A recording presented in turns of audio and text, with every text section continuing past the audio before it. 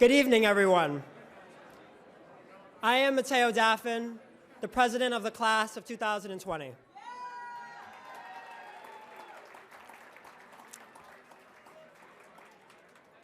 On behalf of my fellow students, many of you here tonight, I'd like to thank you for making our Latin school experiences possible.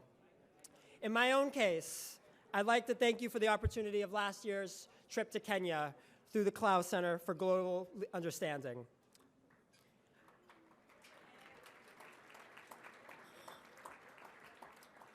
I'm also an officer in the Youth Action Climate Network. I'm a founding member of the Young Men of Color and the Topol Fellow for Peace and Nonviolence. Tonight we will honor alumni for their achievements and reflect on ways BLS has set them on the path for success. That certainly was the case for one alumna who is here tonight. While she is not being formally recognized, she is always greatly honored. It is my privilege to recognize the 28th headmaster of Boston Latin School, Rachel Scarrett.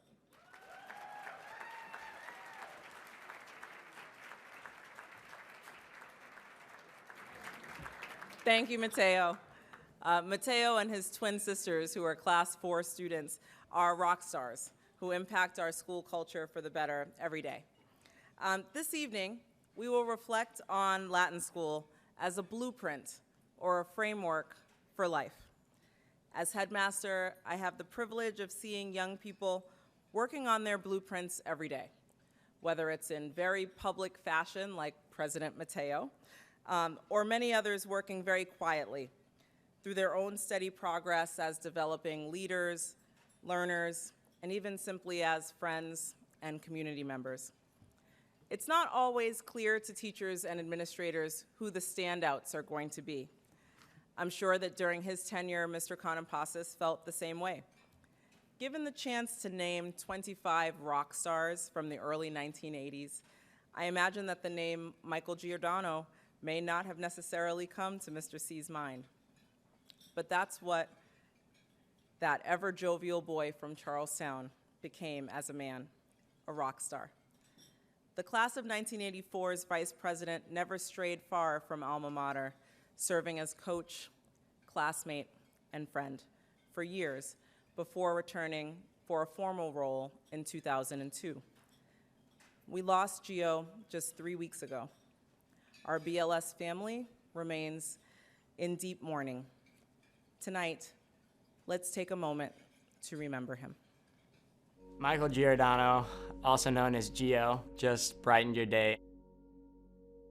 Every day with him, he made my life better. He left a smile on everyone's face. If you were having a rough day, just seeing how positive he was, it affected you in a positive way. He always was there to listen to you. If you needed something, you know you could always go to Gio. He did everything for everybody else and not himself. He was a man for others.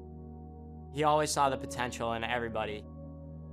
Gio understood how important it was for students to have somebody who cared about them. He cared about BLS so much. He just loved what the school gave to him. He felt as though it was his duty to return to BLS and to give back to a place that's given him so much. He was BLS through and through, bled purple. Gio was the first one that always comes to mind whenever I think of what a coach should be. He loved the school, and it translated into a positive force for good. While I don't think anyone could ever replace Gio, I think his legacy will definitely live on. He's left an incredible mark on the school community, his students, his colleagues. He was just an amazing person. He did everything for everybody else, didn't ask for anything in return. Just the ultimate human being. There are not a great many people who can touch your heart. Michael was special. Gio's yearbook quote was to leave a smile on every face I meet. And he definitely did that every single day of his life.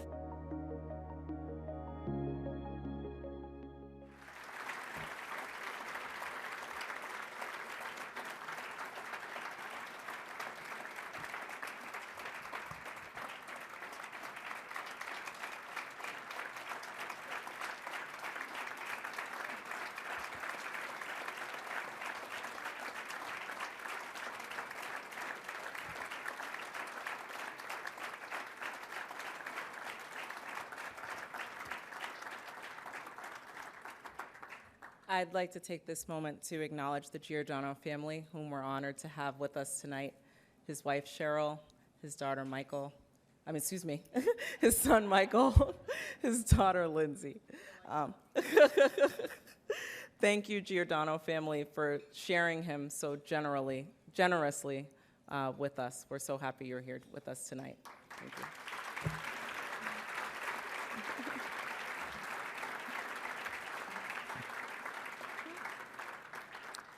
Gio's story parallels that of so many alumni of this great school. The path to lives of service and to the improvement of the human condition set in motion at BLS. We'll recognize this blueprint for life in the stories of this evening's other honorees as well.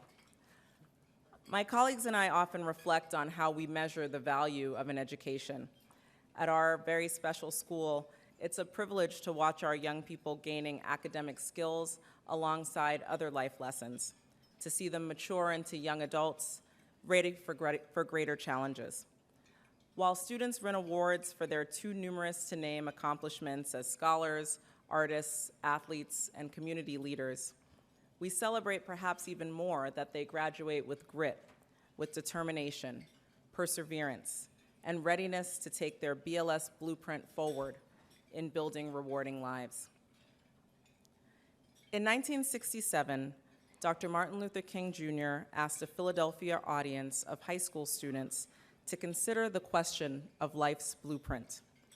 Tonight, I invite you to join Class 1 students Jack Tang and James Ogilvy in pondering Dr. King's words as they interpret them through dance.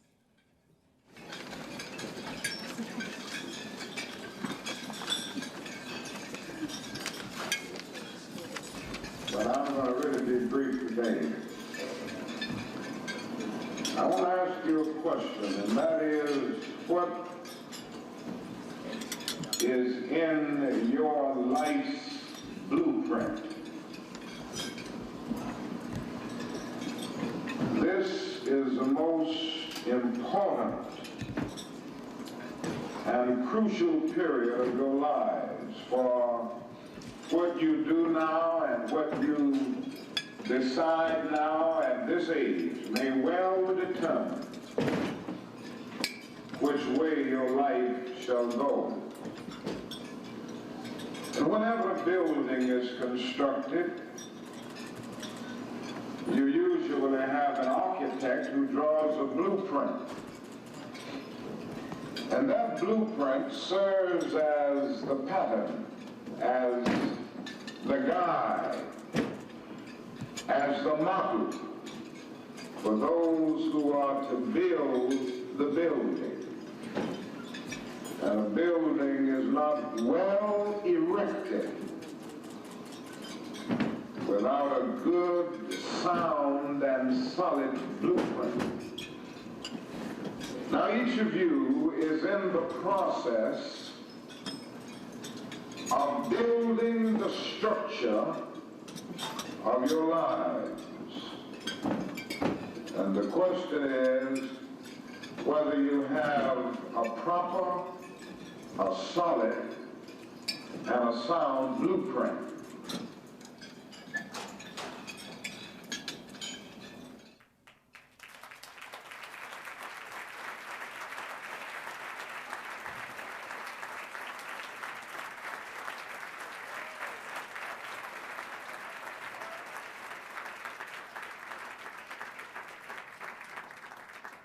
Latin school taught me. Latin school taught me. Latin school taught me. Self-reliance. Determination. Tenacity. Drive. Values. To be fierce. Grit. Grit. Grit. Face up to challenges. Head on. Pick yourself up. You can find your way anywhere. Latin school gave me. Latin school gave me. Latin school gave me. Fortitude. Success. Focus. Ethics. Academic Navy SEAL training. Academic Navy SEAL training. Academic Navy SEAL training. Brilliant classmates. Lifelong friends. Ties that bind.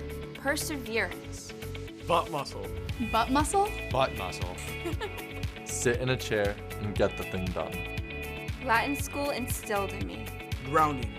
Work ethic. Resilience. confidence Belief in myself.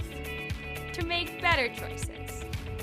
Not to go along with the crowd. Don't blame others when you stumble.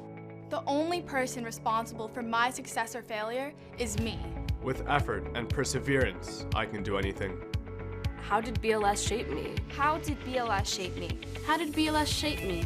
Boston Latin School has taught me there's no excuse. You just have to get your things done. BLS taught me the skills I need to build a future for myself. It really grounded me in who I am as a person and gave me the ability to show that to the world. I found myself through the opportunities that Latin gave me. Boston Latin School has paved a path for me for success. Latin School provided me with opportunities that I wouldn't find anywhere else. Boston Latin School gave me hope for a bright future. Latin School is a blueprint for life. Latin School is a blueprint for life. Latin School is a blueprint for life. Applause for them, please.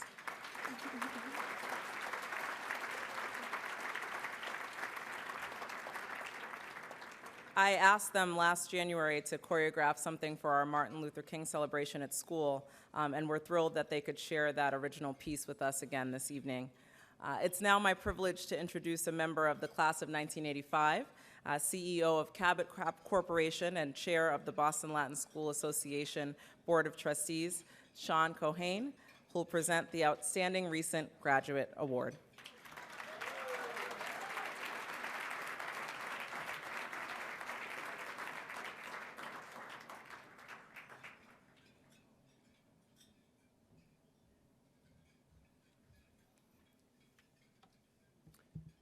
Thank you, Headmaster Scarrett, and welcome everyone to a wonderful evening here. As a young boy growing up in Jamaica Plain, José Valenzuela, class of 2003, found himself on a challenging path. As an early Boston Latin School student, his trajectory was marked by poor school performance, a lack of motivation, and aimlessness. In wrestling, he found a path toward more purpose. Success followed quickly. Through the sport, he developed discipline and found community in fellow athletes and coaches while focusing himself academically and emotionally. Latin school achievement earned José the opportunity to pursue wrestling as a four-year varsity athlete at Williams College, after which he embarked on his career as a Boston Public Schools teacher. While at Tech Boston Academy, he saw familiar struggles among his students, and so he established a wrestling team which later led to the founding of Boston Youth Wrestling in 2012. Over 7 years, the organization has, as its motto says, given more than 3,000 Boston kids a fighting chance by helping them to develop confidence and skills for success, both on and off the mat. What's remarkable is that José has built this thriving organization in his spare time while working as an esteemed history and humanities teacher at Boston Latin Academy. Please join me in welcoming this evening the 2019 Outstanding Recent Graduate, José Valenzuela, whose dedication to the youth of Boston earns him this extraordinary recognition. José.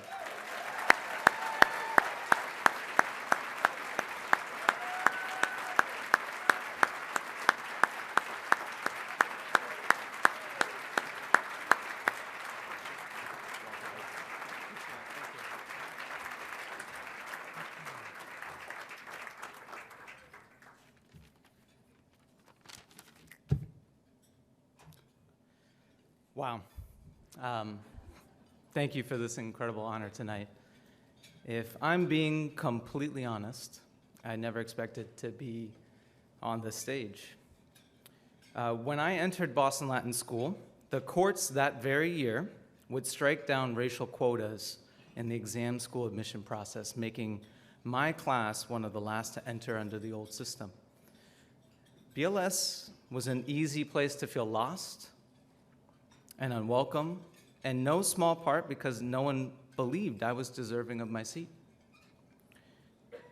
Going to Latin school is tough. Being Latino at Latin school is really tough. And yet, I'm standing here before you because of the opportunities the school provided me. During my 6th year, when I heard the homeroom announcements over the intercom for middle school wrestling tryouts, I rushed down to sign up, only to find out I was the only 7th grader to show up. And the 2 middle schoolers that did show up, myself included, would be on the varsity team that year. I weighed 90 pounds in the 7th grade, for everyone counting. But that decision to wrestle would ultimately change my life and put me on this path that I continue today to use the sport of wrestling to transform the lives of young people across the city. And because of music and band with Mr. Pitts, and because of football with Coach Nieves and Coach Gio, and because of TAG, the Talented and Gifted Club with Mr. Fernandez, Mr. Luis, Mr. Versa, and because of the Maple Leaf Exchange trips to Canada with Mr. Fulton, I can look back at all of the amazing opportunities afforded to me as a BLS student. And I can also know that there are kids all across that city that don't have the same opportunities I had. And it's why I continue to fight every day to make a difference. So I wanted to thank a bunch of people. I want to thank Peter Kelly and the BLSA for this incredible honor. I want to thank Rachel Scarrett for her incredible leadership at the school. I want to thank my parents who supported me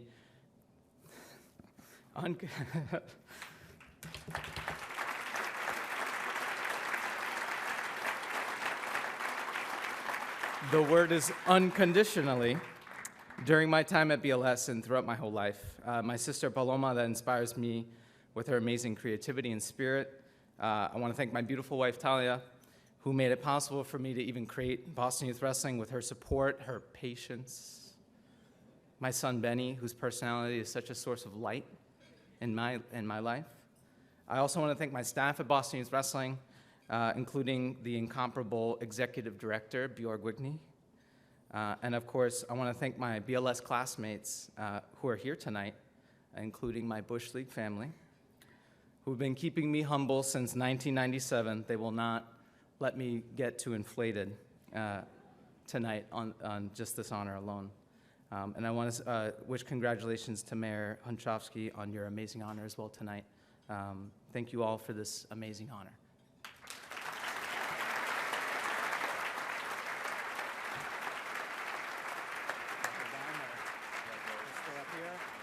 Yeah, if you can stay up here for a minute and take a picture.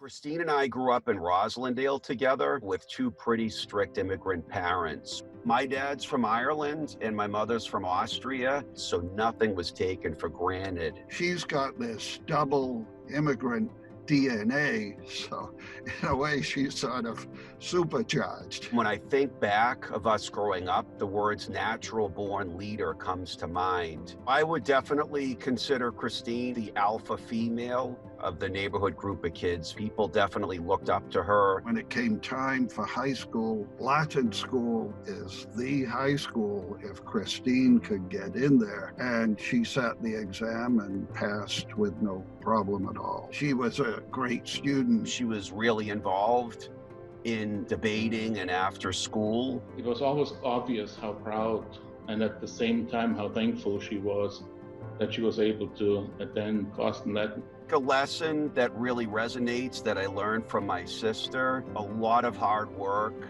And being selfless will really get you places in life. For example, doing as well as she did in Boston Latin School opened up the door for her to go to Boston University on a full scholarship. She went to BU, and when she graduated, she said, well, Dad, I'm going over to Austria. And she met her future husband there. We actually met the first time in Austria in February, and in May I asked her to marry me. What I liked from the very beginning and still do very much is that she's compassionate and determined. She's definitely the person that you should look at when you think of following your passion and just putting in 100% effort no matter what you do. She follows through. I see it with when she was running. She would go to the meetings of the city commissioners, and then there was an opening for the commissioner. So she decided, I'm going to run for that. Becoming mayor makes sense because she has all the qualities that mayors need. She has great vision.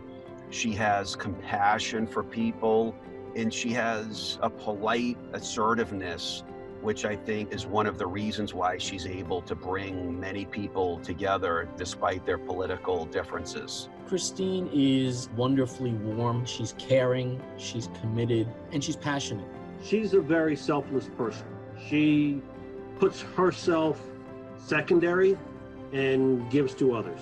But one of the things that I've learned about her most recently is that she is extremely resilient. What we went through as a community on February 14th, how she took us and led us out of that. Instead of being a follower, she became a leader. How she lived up to the challenge as a mayor after the tremendous event on February 14th of last year was nothing but amazing.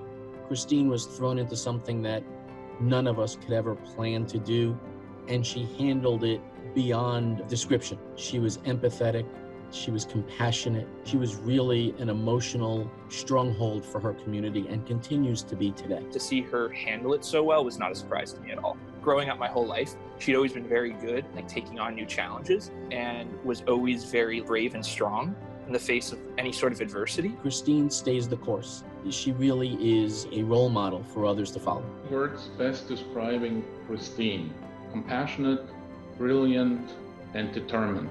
Selflessness, honesty, and resilience. Caring and amazing. She's grounded, she's honest. To me, that's my friend Christine Hunschofsky. I'm glad to know Christine Hunschofsky, and I'm glad to call her my friend. She's taught me that you can just keep on going, building on your experiences. It's her continual learning and her aspirations that I'm very proud of. It's definitely inspiration to see someone just following what they really love to do. She has done amazing things, and she'll continue to do amazing things. No matter what anyone says, just show up and do the work.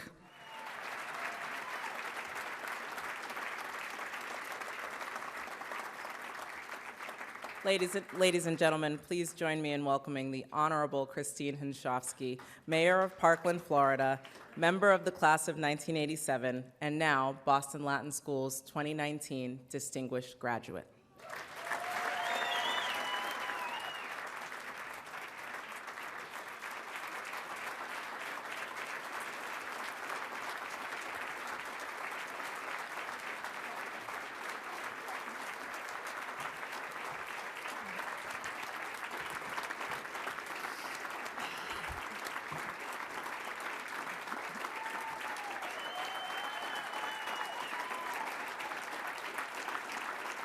Thank you.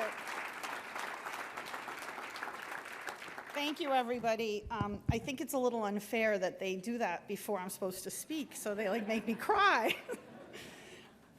Good evening, everybody. I am both humbled and honored to be here this evening and to be presented with this award. Peter can corroborate this. When I got the call, I actually started crying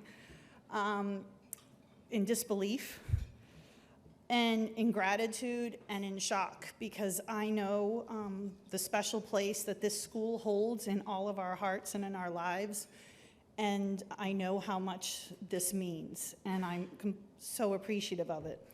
Although tonight, after listening to Matt O'Malley, I wonder if they thought I was the class of 1986, and that's why I got it.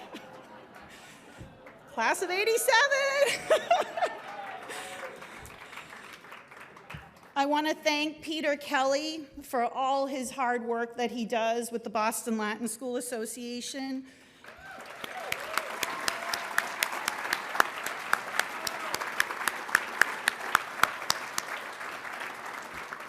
He is a force to be reckoned with. And I want to thank all the BLSA Board of Trustees, the awards committee for honoring me this evening, and for all the work you've put into this extremely special event. Thank you for that.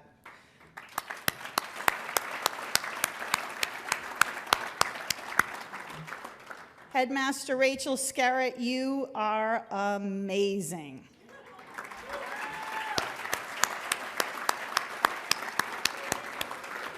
You exemplify everything that's special about Boston Latin School, and your choice to come back and be the leader that you are of this amazing institution is just incredible, so thank you.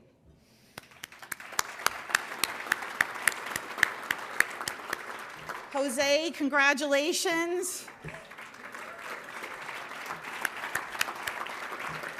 Another perfect example of what makes Boston Latin School so special. We don't all know where we fit sometimes when we get there, but in the process of being there, something clicks and we figure out what our path is and what our purpose is. I also have to thank my family. I would not be who I am today without their patience with me. My parents, my husband, my kids who remind me that I don't know everything and I'm not as cool as I might think I am. But that's what keeps us grounded in life, so it's beautiful. And let me take a moment to recognize the distinguished graduates who are also here. If they would stand. Chuck Clough, Bill Schwabel, Mike Contempasis, George Canellos, Phil Landrigan, and Steve Grazer. Would you please rise so we can be recognized?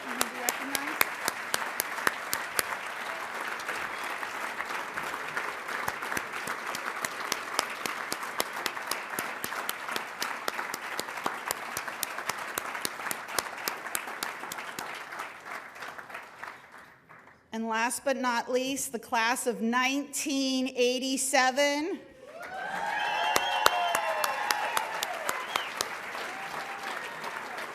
We were often underestimated, but we were a very special group, and I thank you all for being here today. There you go, Tara.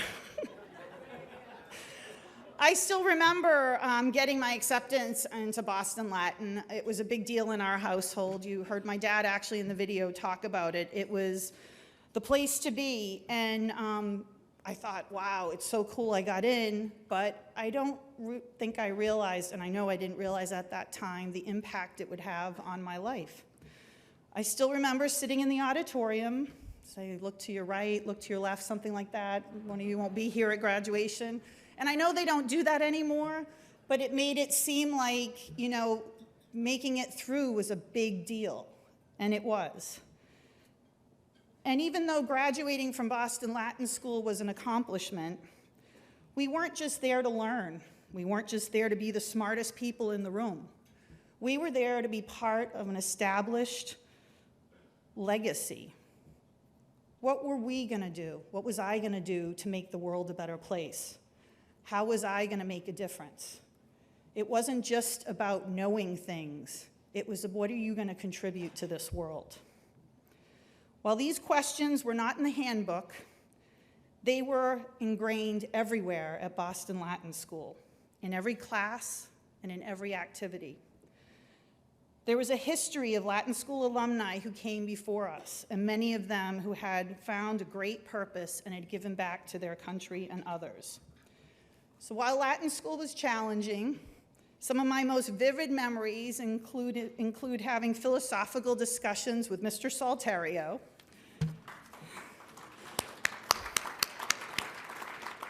I remember Greek class with Dr. Desmond,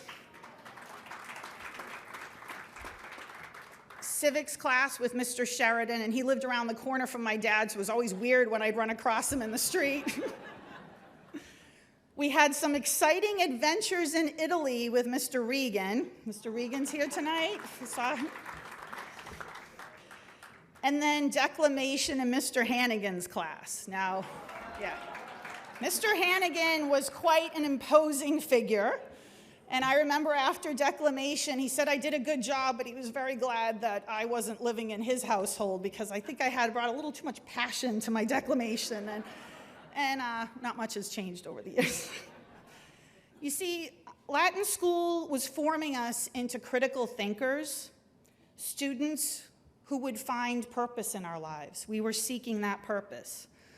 I met people from all different backgrounds, from all different places, and just having the same experience at Latin school reminded us that we were the same in so many ways, and that people could have different viewpoints because they had different life experiences, and those experiences were valid, and they were respected.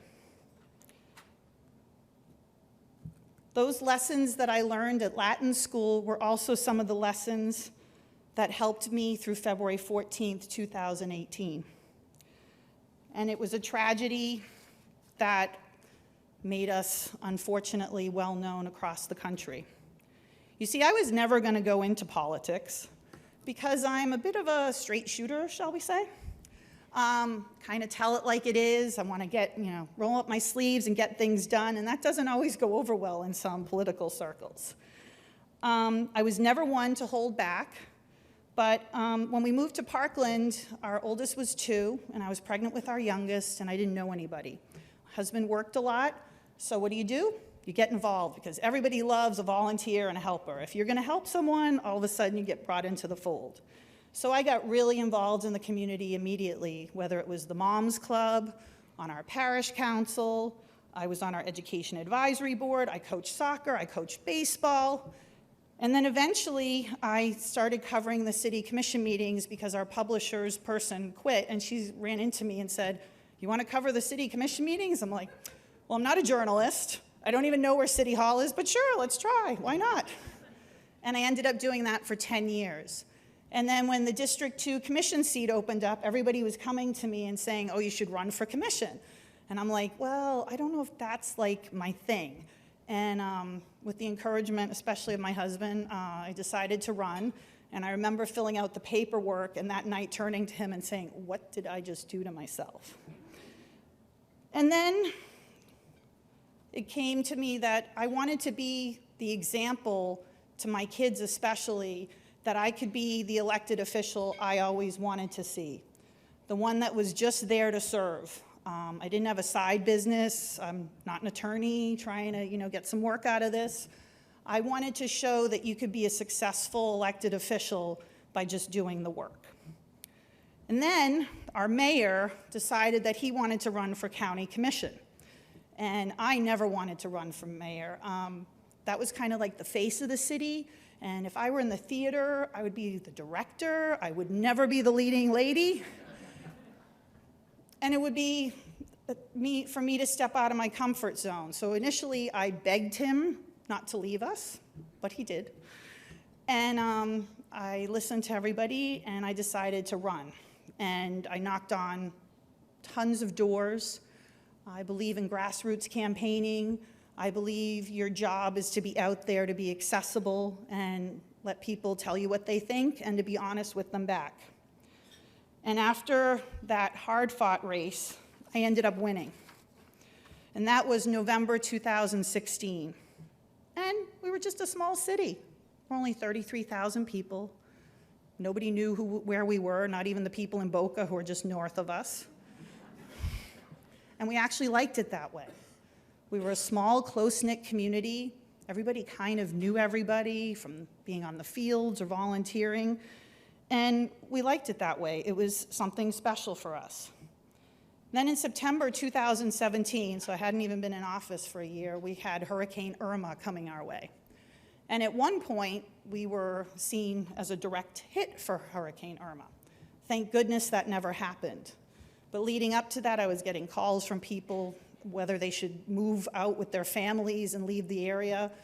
And I jumped into action by communicating with people. I took some pictures of myself putting up our shutters and putting my checklist out on social media to kind of show people how they could empower themselves so they wouldn't be so scared.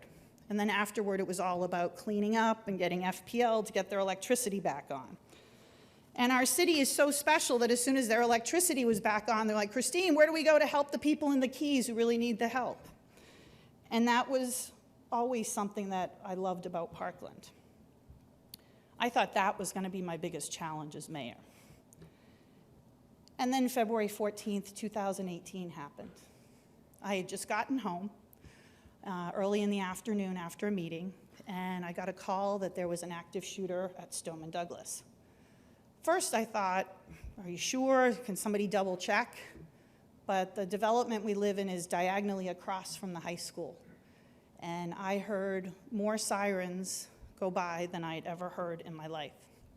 So I decided to go as close as I could. I drove over there, and I got there just before the parents were showing up. So they hadn't even cordoned the area off yet. And I just felt like my job there was to calm everybody down, give them any information I could, and just kind of be there for them. I was there when the first students started coming out, and I remember specifically one girl who fell into her mother's arms. It was extremely emotional because we all know each other in Parkland. Something about a small city, something about local government is that these aren't just my residents, these aren't just my constituents, these are my friends. These are my neighbors. At some point, I had been told there were 2 casualties, and then I'd been told there were 7, and then I'd been told there were 11. It ended up being 17, but I remember the number 11 because that's when I knew that we would now be one of those places. Columbine, Sandy Hook, and now Parkland. And even though nobody had known us before, the press sure found us real quick when this happened. And we were inundated with the press. And I was getting lots of calls for interviews, and I didn't want to talk about the killer. I didn't want to talk about what went wrong. I wanted to talk about the community I loved. I wanted the residents of Parkland to see that I felt, I knew we were going to get through this together, even though I might not have been so sure at the time. I wanted the world to know that we were humans, that we had feelings. This wasn't just something that happened. This was a tragedy that happened to people with real feelings in a real community. I wanted that to be our focus. So this happened about 2:21. At 8:30 that night was the first time I looked at my social media. And I saw that people had been looking for my friend Jen, her daughter Gina. So I texted her immediately and said, is Gina okay? My friend Jen Montalto, all of a sudden I see the phone's ringing. I'm like, oh, thank God, she's calling me. And she called me to tell me that she had lost her baby girl. Later that night, at around 11:30 at night, I went to the Marriott Hotel where they had everybody, all the families who were waiting to hear what happened to their loved ones. I walked in and I saw Lori Aladef, who I had just been at a debate tournament 2 weeks prior. We were both judging. Her daughter Alyssa was killed. Fred Guttenberg ran up to me and told me that his daughter Jamie had been killed, and we had just been at a ribbon cutting 2 days before. I saw Manny and Patricia Oliver. Their son Joaquin played baseball with my son John. And then I saw Tom and Gina Hoyer. Gina and I had several mutual close friends, and our oldest sons had played soccer together. Gina had asked that I accompany her, the family, and their closest friends to go to the room where they were going to be told the fate of their son Luke, who was just 15. I will never forget those moments, ever. The following day, the names of everyone who was killed, they were all published. And the press continued to be there, and I continued to talk about our community and our strength and our ability to get through this. This was a Wednesday afternoon, and at Friday morning, at 4:30 in the morning, Dave Briggs, who's ever up early and watches CNN, he had interviewed me. And for those who might not know, he was actually a student reporter at Columbine. So he was very affected by this.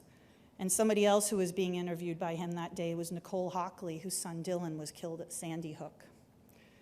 And I remember crying to this mother who had lost her child several years before.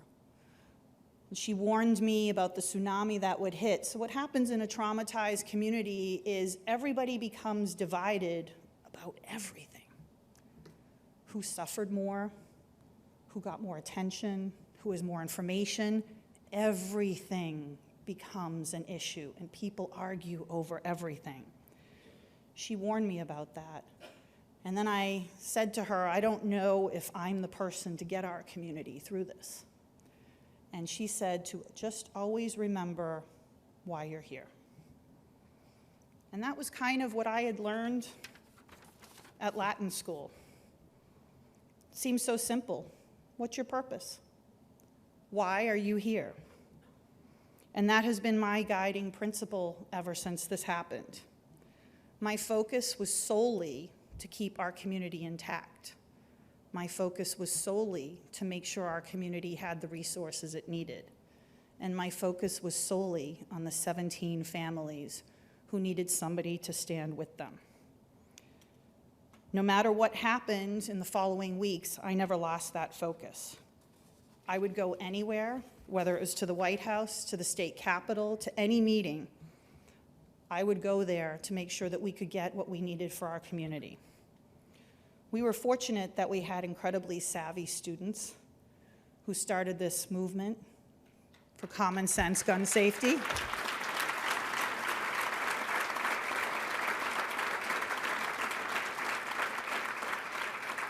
I've known several of them since they were here, so no crisis actors, just to be clear. They were amazing, and they were the right voice for common sense firearm safety. And because they took on that mantle, I had my role to take care of the community. So when all this happened, we had legislators and elected officials from the state, the county, federal government coming in. But then, when the press is gone, a lot of them go away too. And it's left to us on the ground to take care of our community.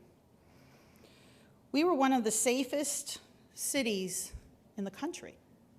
Something like this was not supposed to happen ever. Kids are supposed to be able to go to school and be safe. So when you have a traumatized community, all trust is gone because everything people believe is no longer valid. It's no longer true. So the job then is to rebuild trust. And the best way to do that is to show up, to keep showing up. So I showed up at funerals, at meetings, at hearings, at schools, at parks, at events. Everywhere I could, I showed up. I had even showed up at a Shiva for one of the family members, and the mother actually screamed at me in the house in front of everybody. And I stood there and I took it, cried on the way home. But the next time she had an event in honor of her daughter, I showed up again. Because I wanted the community to know that no matter what happened, no matter how they were feeling, on a good day or a bad day, I was not going to be anywhere but by their side. It has been difficult in the days, weeks, and months afterward. Every time there's another shooting, it affects our community and reopens all the wounds. But together, we work together to support each other.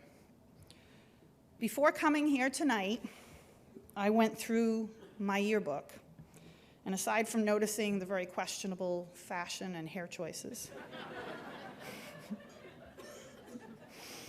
oh my, I look back to see what my senior year quote was. And the quote that I had chosen senior year was, "In a world where all contend, we ought to stop and be a friend," by George A. Guest. That was the quote I chose 33 years ago, and it remains very true as to how I think today. In a day and age when it's all about the 24-hour news cycle, the constant breaking news, the outrage, the celebrity status, name ID, Twitter followers.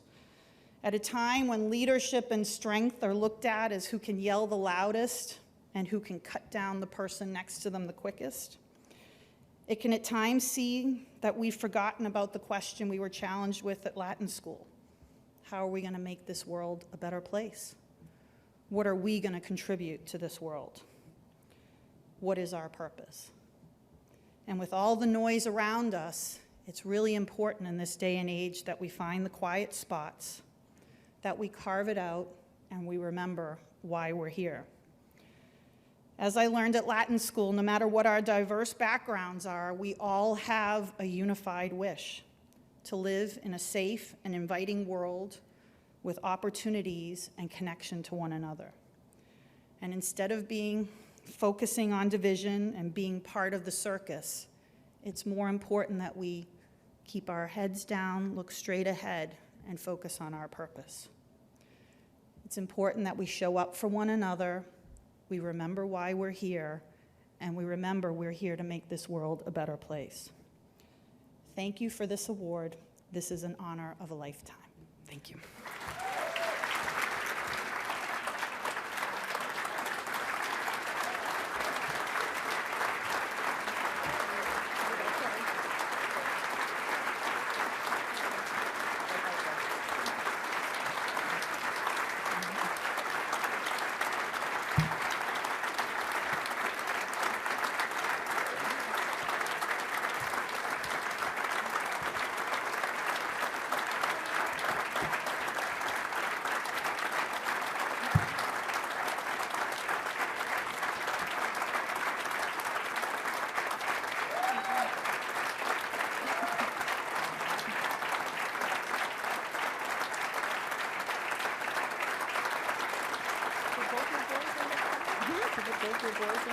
Just one.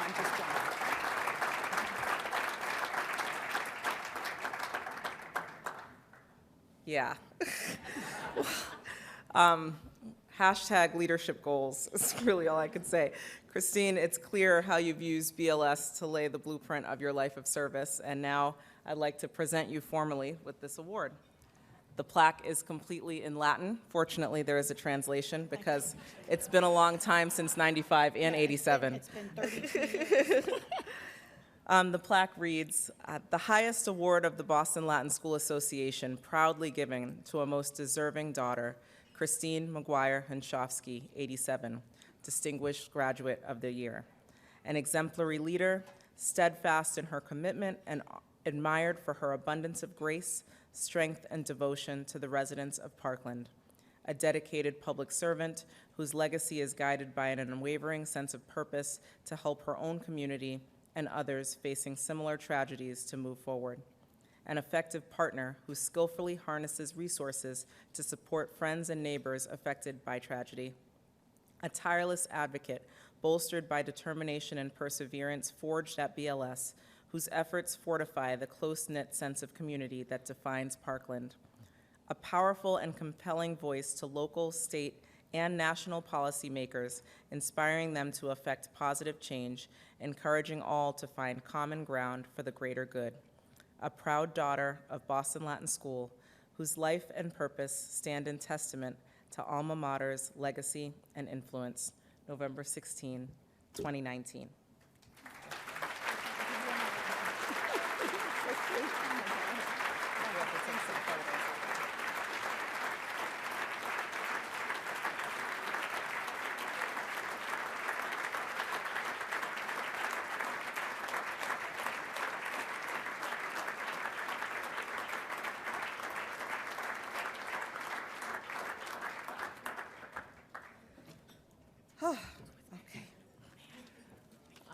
And now it's time for dinner, everyone. We'll continue our program at dessert. Thank you. We're now at in-school suspension for a couple of folks taking their time.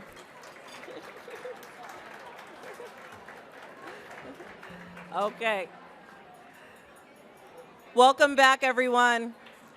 I hope you've enjoyed your meal and conversations.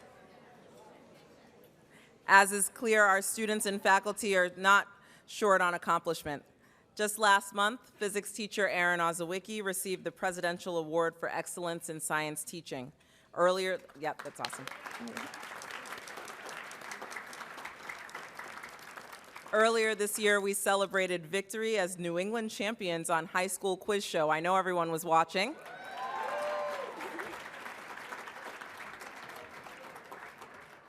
We marveled when 31 students from the class of 2019 earned admission to Harvard University. And we cheered when track, fencing, golf, basketball, hockey, baseball, and volleyball athletes made deep postseason runs, not to mention a fencing state championship.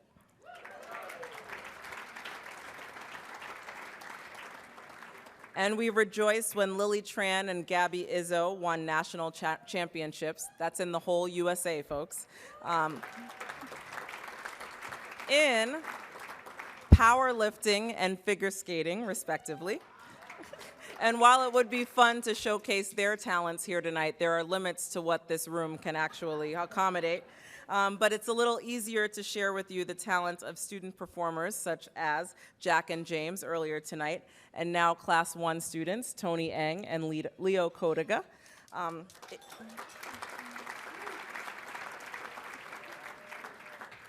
In partnership with the extraordinary Paul Pitts, Class of 1973.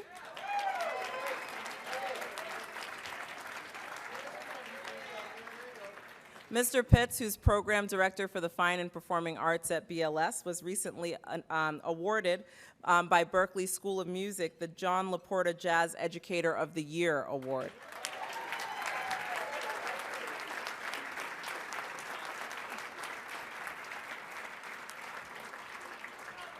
Tonight, he and his students share with you Duke Ellington's Cottontail. Enjoy.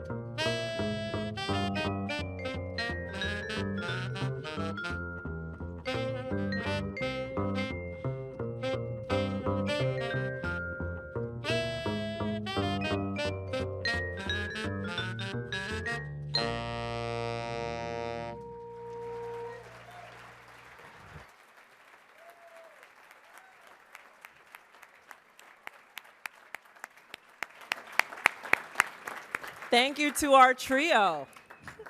That was an excellent example not only of our students' talents, but also of our faculty's many gifts. And sincerest thanks to all of you for your gifts to BLS. Without them, our school simply wouldn't be what it is, and our students couldn't soar as they do. Please be generous and faithful, and I pledge that in return, we will always make you proud. Thank you to all. Thank you.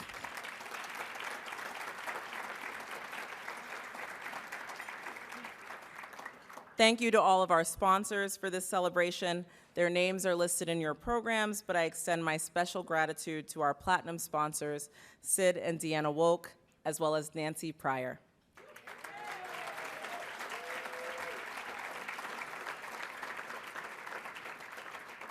As we're closing, I'd also like to extend a sincere thanks on behalf of the Giordano family. They're very touched by all of your well wishes and sincerity as you stopped by during the dinner, and just all of the love that you've shown them over the past several weeks. So they're very grateful. So thank you for that.